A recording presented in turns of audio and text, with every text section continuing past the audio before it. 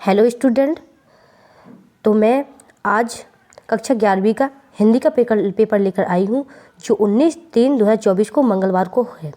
तो आपके सामने हिंदी का पेपर है। सर्वप्रथम है सही विकल्प चुनकर लिखिए। तो सर्वप्रथम क्वेश्चन है, और इससे पहले मैं आपको बता दूं कि जिन लोगों ने इस यूट्यूब चैनल को सब्सक्राइब नहीं किया तो सब्सक्राइब कर लें और कमेंट बॉक्स में ज़रूर लिख के बताएं कि किसका आंसर सही है और आप लोग आगे बढ़ते रहें। तो सर्वप्रथम है, रचना के अनुसार वाक्य के भेद कितने होते हैं? रचना के अनुसार वाक्य के भेद कितने होते हैं? रचना के अनुसार वाक्य के भेद कितने होते हैं? तो 2 होते हैं कि 3 होते हैं कि 4 होते हैं कि 5 होते हैं? तो रचना की दृष्टि से वाक्य कितने प्रकार के होते हैं? 3 प्रकार के। कितने? 3 प्रकार के। दूसरा है, संचार शब्द की उत्पत्ति चर धातु से हुई। संचार शब्द की उत्पत्ति चर धातु से हुई। तो समझना से, रटना से, चलना से, पढ़ना से। तो किससे हुई? तो चलना से। किससे हुई? चलना से। किससे हुई? चलना से। तो आप लगा सकते हैं, आप टिक करें चलना से। अब तीसरा है कि चित्रपट संगीत का प्रयोग कहाँ गया था? नूरजहां को, आशा भोसले को, लता मंगेशकर को, कविता कृष्ण मूर्ति को। तो किसको किया था? लता मंगेशकर को। किसको? लता मंगेशकर को। 7 नंबर पे आपका सही है। अब है आपका चौथा, हिंदी का प्रथम उपन्यास माना जाता है सेवा सदन या परीक्षा गुरु, इरावती या चंद्रकांता। तो क्या है इसमें? परीक्षा गुरु। क्या है इसमें आंसर? स्लाइड क्या है? परीक्षा गुरु। तो आगे की ओर चलते हैं। 5वां, कविता आओ मिलकर बचाएं से चिंता व्यक्त की गई है आदिवासी समाज की, पहाड़ी समाज की, शहरी समाज की, ग्रामीण समाज की। तो इसमें क्या? आदिवासी समाज की। क्या है इसमें? आदिवासी समाज की। 8 नंबर आपका सही है। अब है तुम्हारा 6वां, विराट के प्रति जिज्ञासा की भावना मिलती है प्रगतिवाद में, छायावाद में, प्रयोगवाद में, नई कविता में। तो इसका आंसर क्या है? छायावाद में। किसमें? छायावाद में। तो इसमें अपन आंसर घालते हैं छायावाद में। 12 नंबर आपका सही है। आपके सामने रिक्त स्थानों की पूर्ति आई है, रिक्त स्थानों की पूर्ति कीजिए। सर्वप्रथम पहला क्वेश्चन, आदि कवि वाल्मीकि कृत रामायण एक खालिस्तान थे, महाकाव्य थे कि खंड काव्य थे? हाँ, तो बच्चों थोड़ी कमेंट में लिखकर जरूर बताएं कि इसके आंसर क्या है। इसमें क्या है आप ही बताओ। मोहित आप बताओ इसमें क्या है? हाँ सही है, महाकाव्य। इसमें क्या है? महाकाव्य है। दूसरा है, इसमें क्या है? महाकाव्य है। पहले नंबर वाला तुम्हारा सही है। दूसरा है, डायरी नितांत रचना है। डायरी नितांत रचना है व्यक्तित्व की क्या नैतिक की? तो एक बच्चे ने जवाब दिया कि इसमें आंसर है व्यक्तित्व। किसकी है? व्यक्तित्व की। हाँ। अब तीसरा है, भारतीय संगीत में मुख्य भाग रहा है ढोलक या बीड़ा। तो इसमें क्या रहा है? तो सबको पता है कि वाद्य यंत्र में किसका? बीड़ा का ज़्यादा उपयोग किया जाता है। किसका उपयोग किया जाता है? बीड़ा का। तो इसमें क्या है? बीड़ा। अब है, धनराम दर्जे तक की स्कूल का मोह देख पाया था तीसरी में या चौथी में? चौथी या तीसरी? तो इसमें आंसर क्या है? हाँ, रविंद्र ने सही बताया कि इसमें आंसर कितना है? तीसरा है। 5वां है तुम्हारा, गीत फरोश कविता की रचयिता कौन है? भवानी प्रसाद मिश्र या जयशंकर प्रसाद? तो इसमें क्या है? भवानी प्रसाद मिश्र। 6वां है, राजनीतिक जनता को बड़े बड़े दिखाते हैं, सपने दिखाते हैं या मकान दिखाते हैं? तो वैसे तो आपको पता है कि मकान कौन दिखाता है, वो तो दिखाते हैं। राजनीतिक में को सपने दिखाते हैं। क्या दिखाते हैं इसमें? सपने दिखाते हैं। हेलो स्टूडेंट, तो आपके सामने प्रश्न नंबर 4, सही जोड़िए मिलाइए। तो स्तंभ आ और स्तंभ बा से मिलाना है। तो सर्वप्रथम है भावपल्लन। भावपल्लन का क्या है? भावपल्लन का है विस्तार। क्या है इसमें? भावपल्लन का विस्तार। भावपल्लन क्या होगा? विस्तार। दूसरा है संक्षेपण भाव के क्या है? संक्षेपण भाव का है पूर्णता, संक्षिप्तता, शुद्धता। क्या है? पूर्णतः, संक्षिप्तता, शुद्धता। तीसरा, विभद रस का स्थायी भाव क्या है? ये तो सबको पता होगा कि विभद रस का स्थायी भाव क्या है? तो जुगुप्सा। क्या है इसमें? जुगुप्सा। मानव ज्ञान से संबंधित सूचनाएं। मानव ज्ञान से संबंधित सूचनाएं, इसका चौथे का आंसर क्या है? विश्व ज्ञान कोश। क्या है इसका आंसर? विश्व ज्ञान कोश। और राजस्थान की रजत बूंदे किसमें है? राजस्थान की किस बूंदे? तो इसका आंसर फा अनुपम मिश्रा। क्या है? अनुपम मिश्रा। और गलता लोहा, गलता लोहा ये क्या है? शेखर जोशी। क्या है इसकी? शेखर जोशी। और हे भूख मत मचल, एक किसकी है? हे भूख मतलब अक्का महादेवी की, अक्क महादेवी की, किसकी है? महादेवी की। तो स्टूडेंट आपके सामने जो जोड़ियाँ बनी हुई हैं आप इन्हें पढ़ लीजिए। प्रश्न नंबर है 5वां, सत्य असत्य कथन लिखिए। सर्वप्रथम है ही तो भी तक आती निपा शब्द है, सत्य है या असत्य है? ये बार सत्य है। ये क्या है? सत्य है।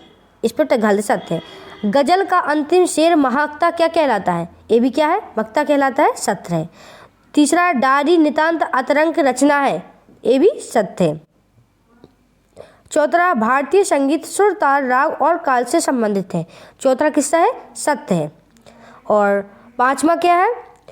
कृष्ण शोभिती ने देशभक्ति के संबंधित कहानियां लिखी थी, ये असत्य है। ये क्या है? असत्य है।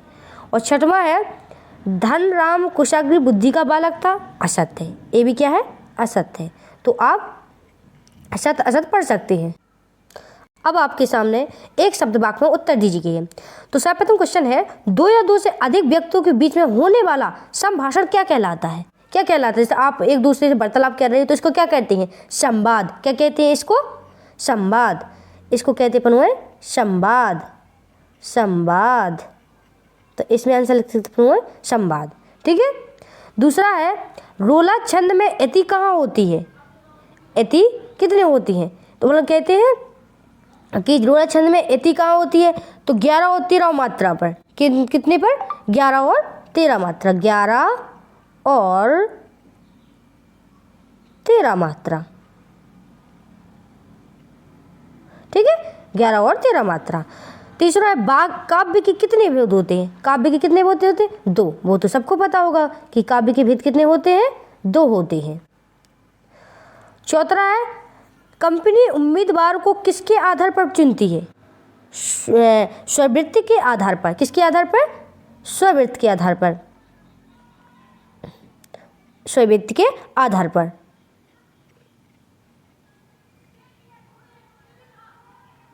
अपन उसी के आधार पर चुन सकते हैं ना, स्ववृत्ति के आधार पर। छठवां है अजंता की दीवारों पर बने चित्रों को किसने बनाया था? तो वो तो बताओ, यह आंसर किसमें है? कमेंट में लिख के बताओ इसका आंसर क्या है। अजंता की दीवार पर बने चित्रों को किसने बनाया था? अभी तक किसी ने जवाब नहीं दिया। चलो कोई बात नहीं, मैं बता देती हूँ। इसका आंसर है बौद्ध भिक्षुओं ने। किसने? बौद्ध भिक्षुकों ने। बौद्ध भिक्षुकों ना, भिक्षुक तुम जानते होगे, बौद्ध भिक्षुकों। ठीक है, भिक्षुओं।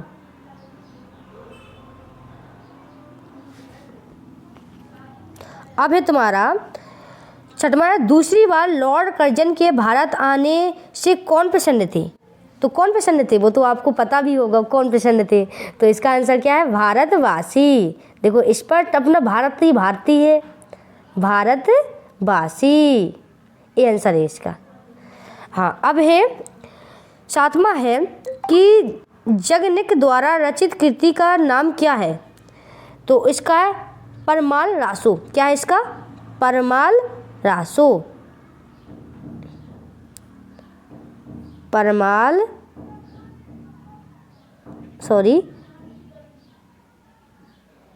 परमाल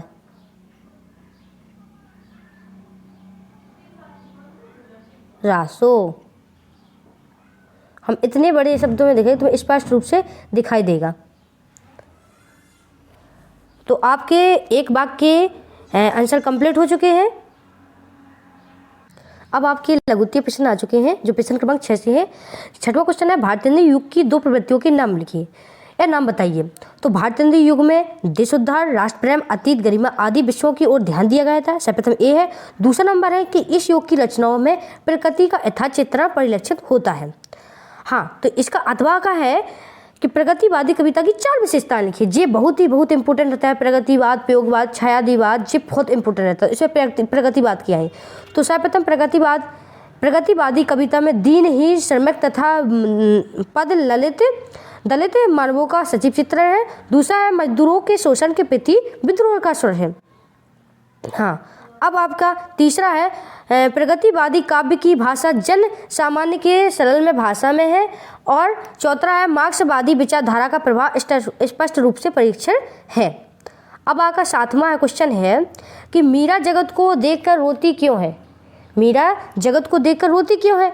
तो देखो, मीरा उत्तर है मीरा की कृष्ण की प्रति भक्ति अनन्य है। वह पूर्ण समर्पण भाव के साथ अपने आराध्य को अपने पति मानकर उन पर अपना सर्वस्व न्यौछावर कर देती है, जबकि सांसारिक लोग निजी स्वार्थ के चलते उनकी आलोचना करते हैं, उन्हें उल्हाने देते हैं और उन पर तीखे प्रभाव करते हैं, यहाँ तक कि उन्हें निष्पान करने के लिए विवश किया जाता है। फिर भी मीरा जगत के इस स्वार्थी स्वरूप को देखकर अंदर तक व्यथित हो जाती हैं और टूटकर रो पड़ती हैं। ये मीरा जगत को देखकर इसलिए रो पड़ती थी।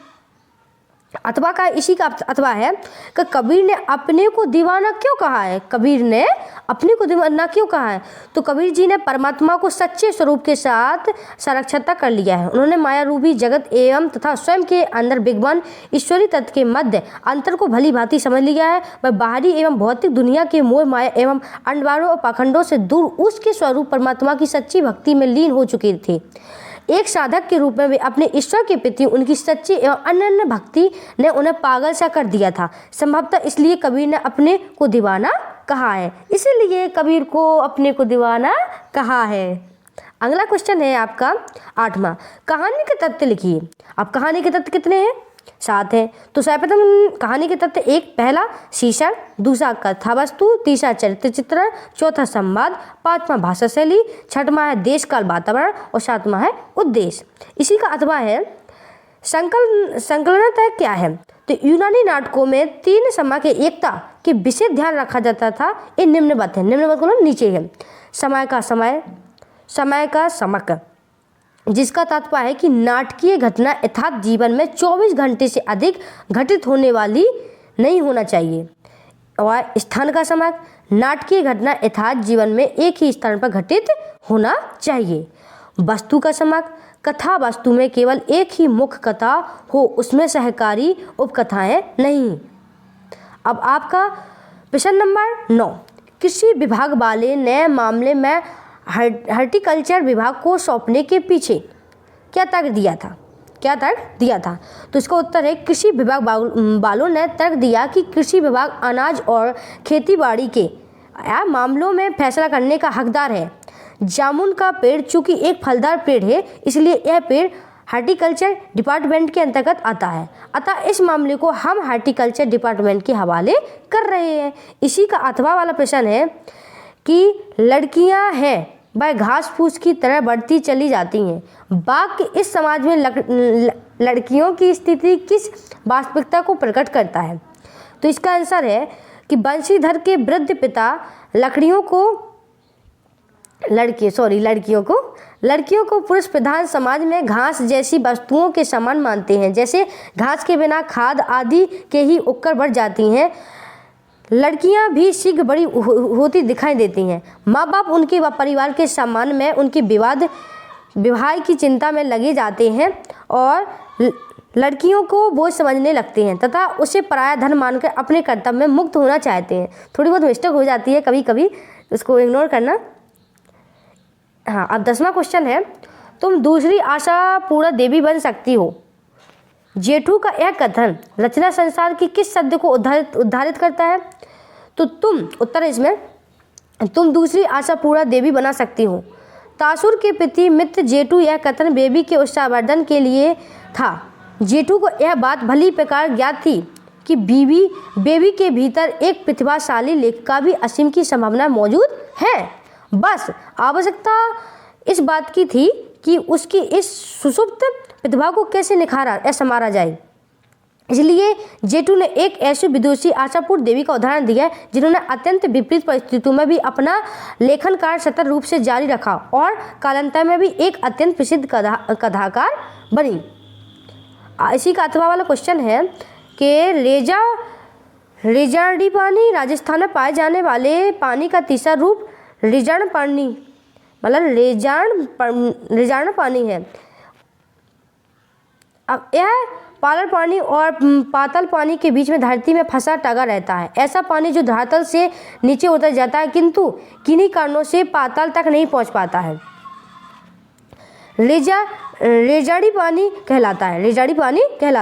रेजाड़ी पानी राजस्थान के रेतीले इलाकों में रेत के नीचे पाई जाने वाली खड़ियाँ पत्थर की चौड़ी पत्ती के चलते पाताल पानी से नहीं मिल पाता है।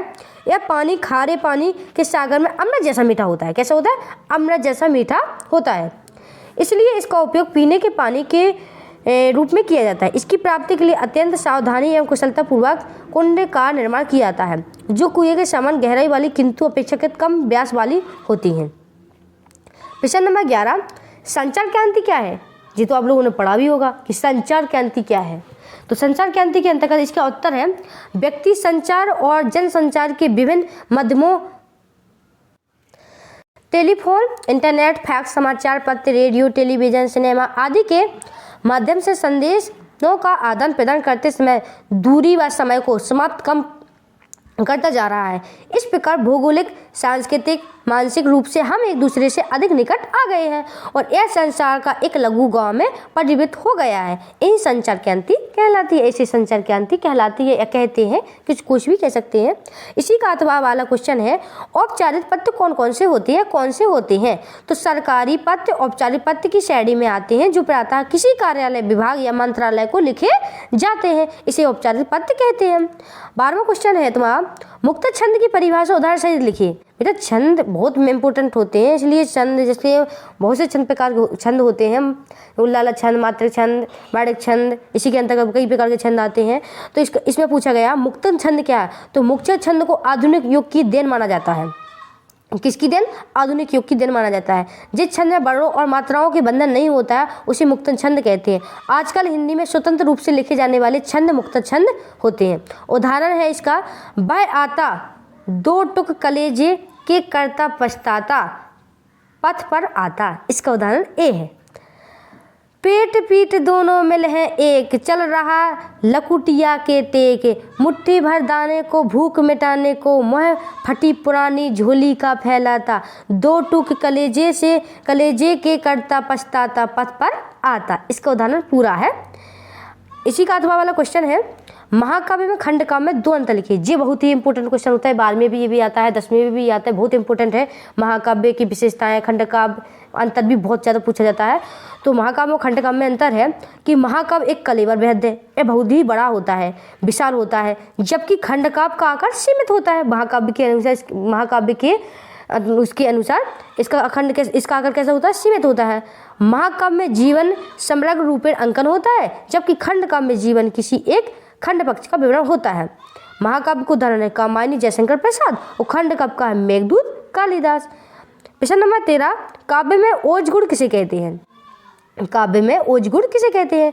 तो ओज जिस काव्य के सुनने तथा पढ़ने से चित्त की उत्तेजना वृद्धि जागृत हो, वह रचना ओज गुण के संपन्न होती है। इसका उदाहरण है, बुंदेरो हरबो के माँ हमने सुनी कहानी थी, खूब लड़ी मर्दानी बद तो झांसी वाली रानी थी।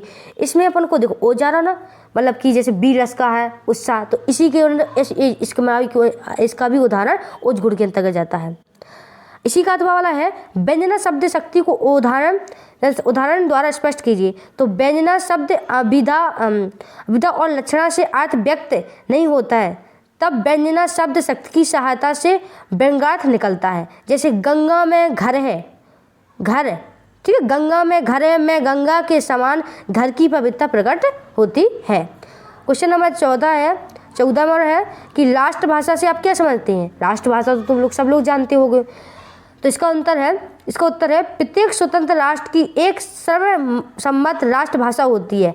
राष्ट्रभाषा में राष्ट्र की संस्कृति, साहित्य और इतिहास की प्रेरणाएं निहित होती हैं, जो जनजीवन को प्रभावित करती हैं।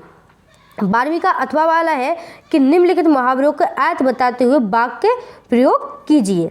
तो डूबते को तिनके का सहारा, जैसे डूब रहे अपन हो, थोड़ी बहुत सहारा मिल जाए तो बच जाते ना, तो डूबते को तिनके का सहारा। अब इसका है कि आपत्ति काल में थोड़ी सी भी सहायता बहुत बड़ा कार्य कर देती है। जैसे माना कि तुम लोग पास हो रहे, अब तुम्हें फर्स्ट डिवीजन बनाना है, 60 की जगह अगर 59 ही आ गए ना तो 1 नंबर से तुम लोग चूक जाते फर्स्ट डिवीजन से, लेकिन 1 नंबर आ गया तो आपकी फर्स्ट डिवीजन बन जाती है। तो डूबते हुए तिनके का सहारा।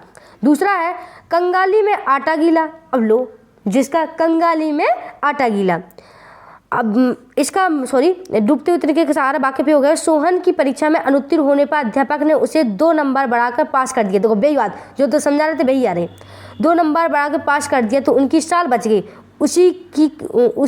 उचित ही कहा है कि डूबते को तिनके का सहारा। अब कंगाली में आटा गीला, मुसीबत और मुसीबत बढ़ना।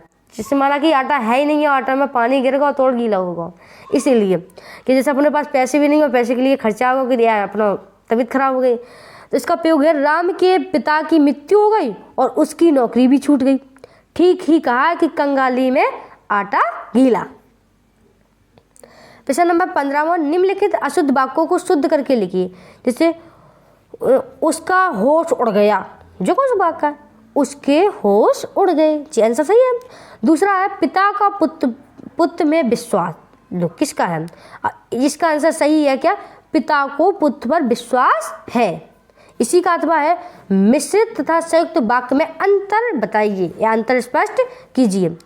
तो मिश्रित वाक्य जिस वाक्य में एक प्रधान उपवाक्य के अतिरिक्त उसके अधीन अन्य आश्रित उपवाक्य हो उसे मिश्रित वाक्य कहते हैं। जैसे वह कौन सा मनुष्य है जिसने महात्मा गांधी का नाम ना सुना हो, इसमें वह कौन सा मनुष्य मुख्य उपवाक्य है और से सहायक वाक्य है। संयुक्त वाक्य जिस वाक्य में साधारण तथा अथवा मिश्रित वाक्यों का मेल संयोजक अवयवों के द्वारा होता है उसे संयुक्त वाक्य कहते हैं। जैसे सूर्योदय हुआ और पक्षी बोलने लगे, इसमें संयोजक शब्द है और जिसने 2 वाक्यों को मिलाकर एक संयुक्त वाक्य बनाया है। प्रश्न नंबर 16वां, इसमें भावानी प्रसाद की रचना है। भावपक्ष कलापक्ष लिखना है जो आपको दिए गए, साहित्य में स्थान भी है। तो रचना है इसकी गीत फरोश, सतपुरा के जंगल, सन्नाटा।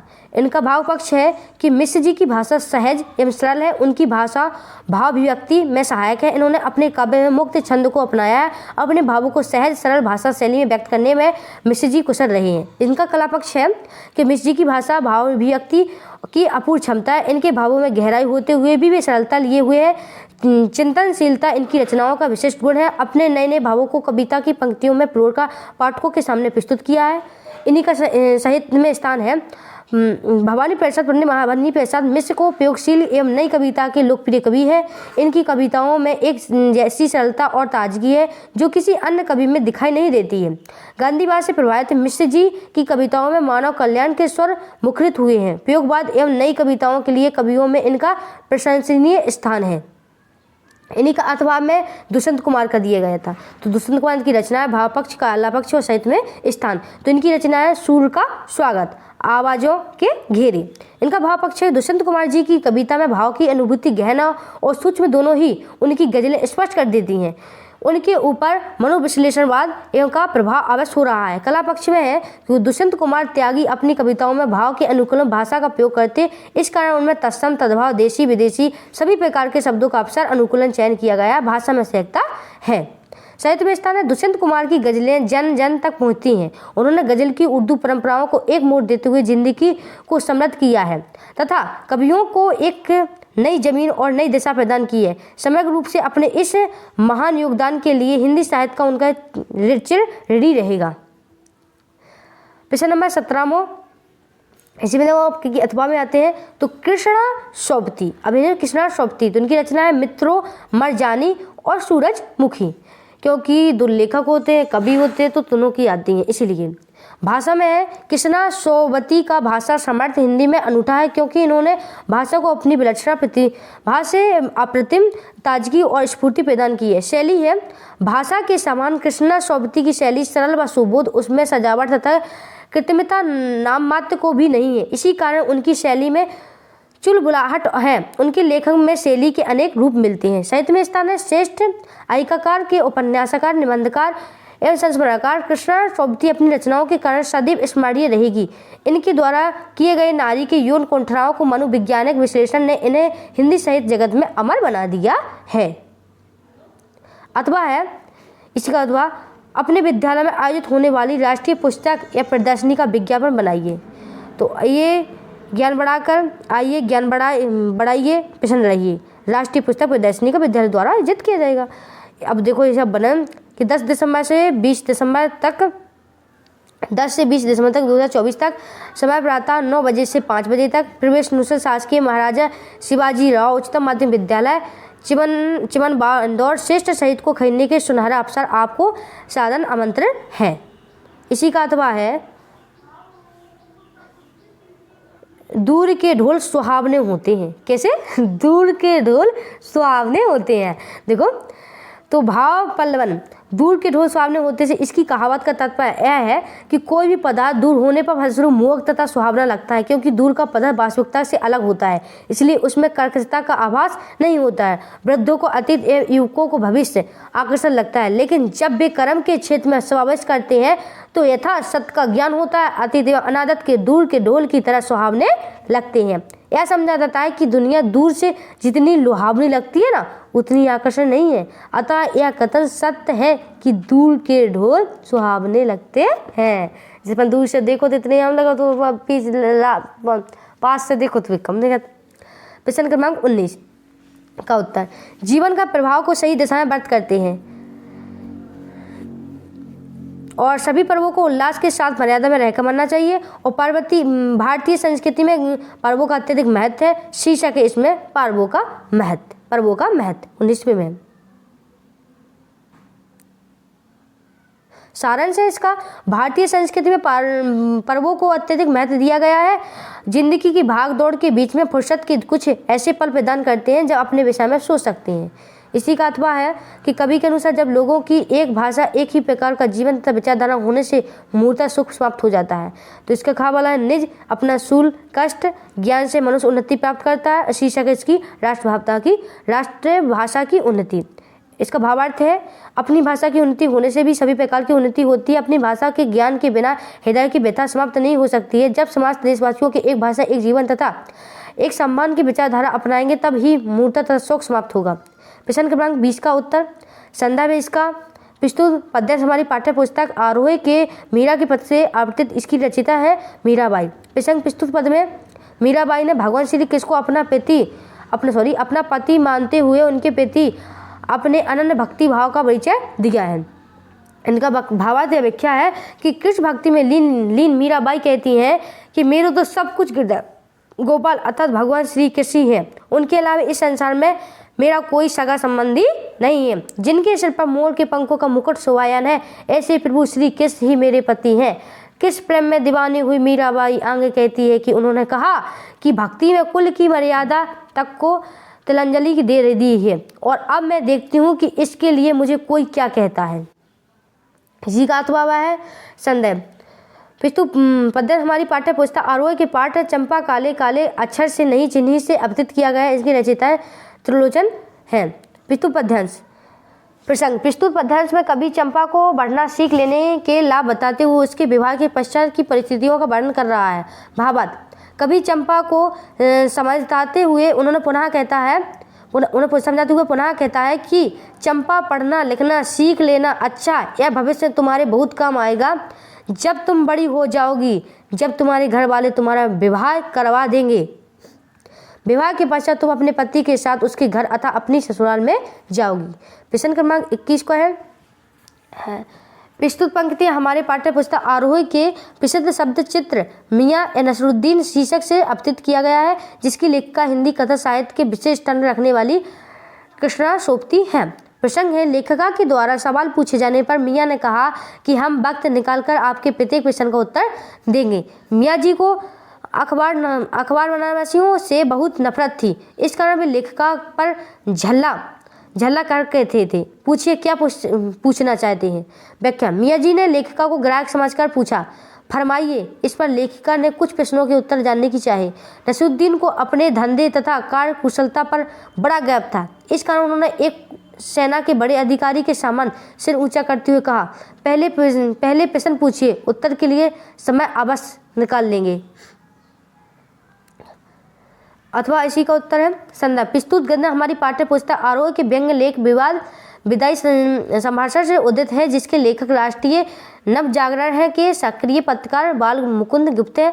प्रसंग है, हाँ, लॉर्ड कर्जन ने सन 1905 में भारत छोड़कर जा रहे थे, जो उनके शासन का अंत था। उनकी अनुचित नीतियों में उनके शासन का अंत कर दिया। यह सत्य है कि शासक के आततायी रूप में राजा का प्रजा को कष्ट होता है, जिसका परिणाम शासन की समाप्ति है। व्याख्या है, संसार में जो वस्तु आई है उसका अंत अवश्य होगा। जो जन्म लेता है वह मरता है। यही बात लॉर्ड कर्जन के शासन के साथ हुई। कोई अच्छा कार्य करता है, कोई न्यायपूर्ण, पर अंत सबका होता है। दुष्ट को कोसा जाता है तो सज्जन की प्रशंसा की जाती है। 22वां है, नगर की अनियमित विद्युत व्यवस्था हेतु अधिशासी अभियंता के लिए एक शिकायती पत्र लिखने। इसमें क्या करना है, अपन को एक शिकायती पत्र लिखना है। चाहे पता मैंने दिनांक डाली, जो आपको जिस दिनांक डाला दिनांक डालो। जैसे पिति में अधिशासी अभियंता विद्युत विभाग जबलपुर से, विषय में विद्युत की अनियमित आपूर्ति के संबंध में, मतलब कि बिजली सही तरह से नहीं आ रही है। महोदय, मेरा निवेदन है कि आजकल गर्मी का भीषण प्रकोप है। चिलचिलाती धूप एवं उमस भरे वातावरण में जीवन यापन करना अत्यंत ही दुष्कर हो गया है। ऐसे समय में विद्युत की अव्यवस्था अत्यंत ही परेशानी का कारण है। अतः आपसे अनुरोध है कि प्रार्थना है कि आप अधीनस्थ कर्मचारियों को ऊंचे निर्देश देकर विद्युत की सुचारू आपूर्ति का आदेश प्रदान करें, अनुग्रहित करें। प्रार्थी है वार्ड संख्या 17 के समस्त नागरिक, जबलपुर। इसी का अथवा वाला है, वो आप क्वेश्चन देख लेंगे। क्वेश्चन में तो 47-3A बड़ी पोखर तोपखाना शहडोल, दिनांक 31 तारीख। प्रिय साखी दिशा, अपनी डाल सकते हैं, डेट अपने हिसाब से डाल सकते हैं। साप्रेम नमस्ते, अत्यंत हर्ष के साथ आपको सूचित करना चाहती हूँ कि मेरे बड़े भाई का विवाह दिनांक 13/2/2024 को संपन्न होने जा रहा है। कार्यक्रम है 11/2/24 को से ही प्रारंभ हो जाएंगे। अतः इस अवसर पर तुम सब परिवार आमंत्रित हो। मैं चाहती हूँ कि तुम 11/2/24 को से पूर्व भी आ जाओ। मैं तुम्हारी प्रतीक्षा करूँगी। तुम्हारी सहेली या तुम्हारी प्रिय सहेली प्रतिभा कश्यप। प्रश्न क्रमांक 23 का उत्तर है विज्ञान का चमत्कार। तो विज्ञान का चमत्कार तो सभी लोगों को आता भी होगा। इसको हिंदी में कहते हैं वंडर ऑफ साइंस, और इंग्लिश में कहते हैं इसको वंडर ऑफ साइंस। प्रस्तावना है, आज पूरी दुनिया में विज्ञान की पताका लहर रही है। जीवन तथा विज्ञान एक दूसरे के पर्याप्त बन गए हैं और विज्ञान से मानव को असीमित शक्ति प्राप्त हुई है। आज मनुष्य विज्ञान की सहायता से पक्षियों की भांति आसमान में उड़ सकता है, गहरे से गहरे पानी में सांस ले सकता है, पर्वतों को लांघ सकता है तथा कई मीलों की दूरियों को चंद घंटों में पार कर सकता है। आज मनुष्य ने विज्ञान की सहायता से कई बड़े क्षेत्रों को सफलता पाई है, जैसे कि चिकित्सा, सूचना क्रांति, अंतरिक्ष विज्ञान, यातायात आदि। विज्ञान के चमत्कार, ईंधन, सूचना, कंप्यूटर उपकरण आदि ऐसे कई अनोखे साधन विज्ञान ने दिए हैं, जिनसे जीवन बेहतर, सरल और संपन्न हो गया है। बिजली द्वारा संचालित पंखे, एचडी, कूलर, लाइटर आदि कई साधन मानव को विज्ञान से प्राप्त हुए हैं। अब तो विज्ञान ने बिजली के कई ऐसे उपकरण प्रदान किए हैं जिनसे मानव का काम और भी आसान बन गया है, जैसे vacuum cleaner, solar, gas, mobile phone, heater आदि। विज्ञान द्वारा किए गए यह सभी आविष्कार मनुष्य के लिए वरदान साबित हो रहे हैं। भोजन, आवास, यातायात, चिकित्सा, मनोरंजन के कृषि, मनोरंजन, उद्योग आदि सभी क्षेत्र विज्ञान से प्रभावित हैं। उपसंहार है इसकी, इन सभी बातों से पता चलता है कि विज्ञान स्वयं में एक शक्ति नहीं है, पर मानव के हाथ में आकर शक्ति प्राप्त करता है। विज्ञान पूरी तरह मानव पर निर्भर है, इसलिए मानव को सोचना होगा कि इसका उपयोग कब और कैसे की जाए। हाँ, तो स्टूडेंट, जैसा कि आपको पता है कि 11वीं का पेपर हिंदी का 19/3/2024 को होने जा रहा है। तो आपको कुछ भी अगर वंडर ऑफ साइंस का या विज्ञान का चमत्कार का अगर बड़े रूप में चाहना हो तो आप कमेंट बॉक्स में जरूर लिख कर भेजें कि मुझे वंडर ऑफ साइंस का पूरे कुछ भी आपको चाहिए कमेंट बॉक्स में लिख कर भेजें, और मेरे चैनल को सब्सक्राइब करें। थैंक यू, धन्यवाद।